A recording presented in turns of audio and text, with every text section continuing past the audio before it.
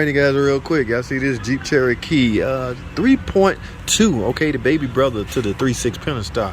Alright, y'all can see what I'm getting ready to do, right? That leak right there. Got a new thermostat, guys. That big old M, Mopar, no car parts. No Dermot thermostats over here, baby. No, check this out, man. Alright, y'all see this? Y'all see that clamp, right? Now, the dilemma I'm having or facing is we don't have this clamp in stock. Should I go back in with a tensioner clamp or a worm clamp? Now notice this thermostat is plastic. The housing is plastic, so it's attached to a plastic housing. All right, so what would y'all do, man? We talking again. We don't have this clamp in stock. Some special made clamp. I don't know what's the name of it. Anybody want to take a shot? Well, anyway, I got to get it replaced. So I guess when I get it off, I'll make my final decision then. Can't spend a lot of time thinking about it because this lady on her car back. All right, thermostat leaking. I'm about to fix it. It's just I'm trying to now decide what clamp should I use. What y'all think? Let me know. Alrighty guys, I'm back. Guys, let's start a long video. I know y'all probably get sick of them short videos. Thing about the short video, they don't tell the complete story, and I have no choice but to leave stuff out. So what happens when that happens is the video can be considered misleading. But these short videos can be misleading if you're not careful or know what's going on. So here we are now. Y'all saw the very first short video when we talking about the clamp. And I was reading some of the comments. A lot of people was the question became, should I use, I don't have this clamp, so should I mean, I'm gonna have to cut that off or take that off when I do with the thermostat. As y'all can see, yeah, it's a simple job, guys. I'm just making a video about it. No big deal at all. This is nothing technical. You do not need a 4-year degree in order to do this. All right, we just chit-chatting right now amongst my subscribers. All right, yeah, just talk, man, you know, mechanic talk. The question became, should I use a worm clamp or a tensioner clamp? Guys, I got a lot of interesting answers, or a lot of interesting people chimed in, and I read all of them too. I'm cool with that. The thinking goes, or that's the saying, because this is made of plastic, the neck, by the way, here's my new one. All right, it is, you know, we got that big M on there, you know what I'm saying? I'm not gonna call out the other company because that's not fair. All right, yeah, their quality just not as good as this. I don't know, sometimes it be offending some of y'all. Oh, God dare you talk about Dermot like that. Dude, calm down, all right, hush.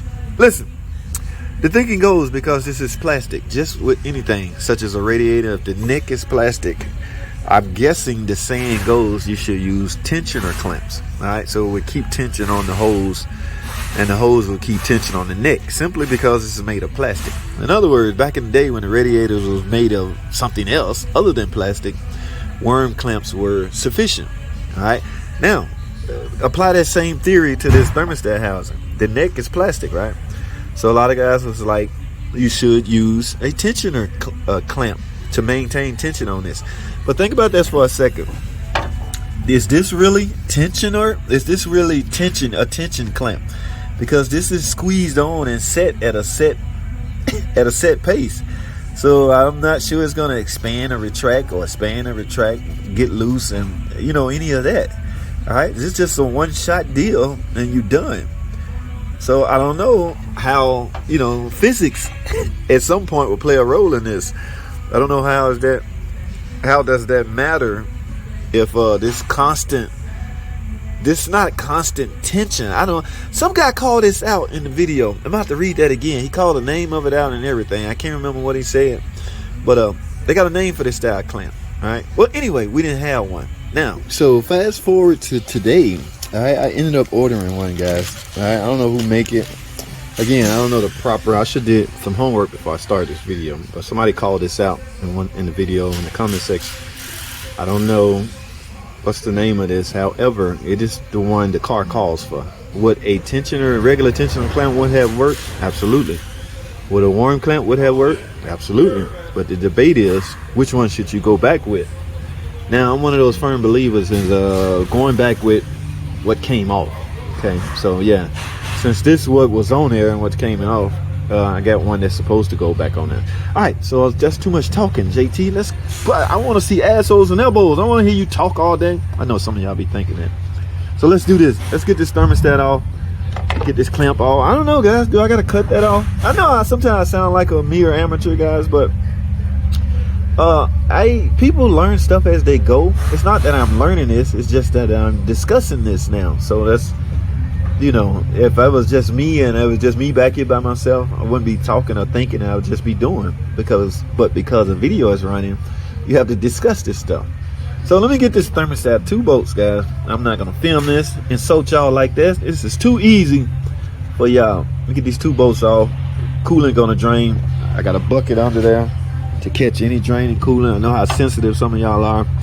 And we're gonna fire the camera back up once we get this off. Let's get it. Hey guys, I'm about to go over to my diesel buddy and see if he got a pair of pliers that would fit this. Figure I can use one of my 3-ball rules on this. All right, y'all, let's see what happens. Hey, what you got for this? Huh? What you got for this? You gotta tighten this up. Come on, man. I've got a tool for that. You do? How you get one and I don't got one? I'm not losing tech than you are. Shut up, man. Whoa, that's exactly for this? Yeah. One way I'll put it on, one way I'll take it off. Okay. I think that's to put it on. All right, I need to borrow it. $20. Dude, get the fuck, come on, man. 3-ball rule. This is only my first time. Now will give me a pair. Y'all see that? Wow. And here we are, guys. All right, this is exactly the setup I needed. I'm gonna do some investigation on this too and simply get me one. If you don't have one, you might want to get one. But let's get this job done, guys.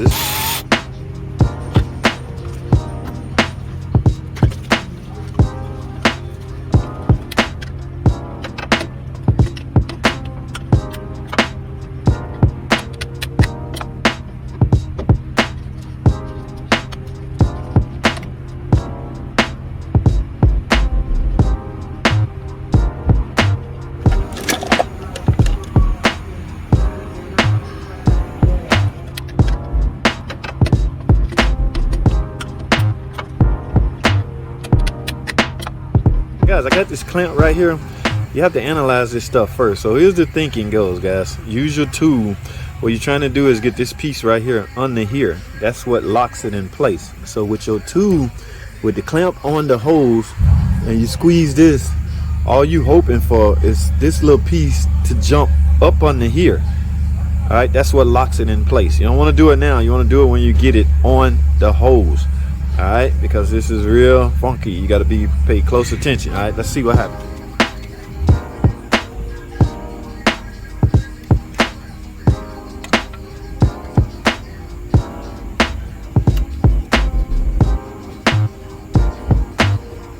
All right, guys, I got the hose clamp in place. Let's grab the tool, put it in position. And remember what we talked about. Our motive here is for this to go under here, meaning it's now locked in place. Let's see what happens.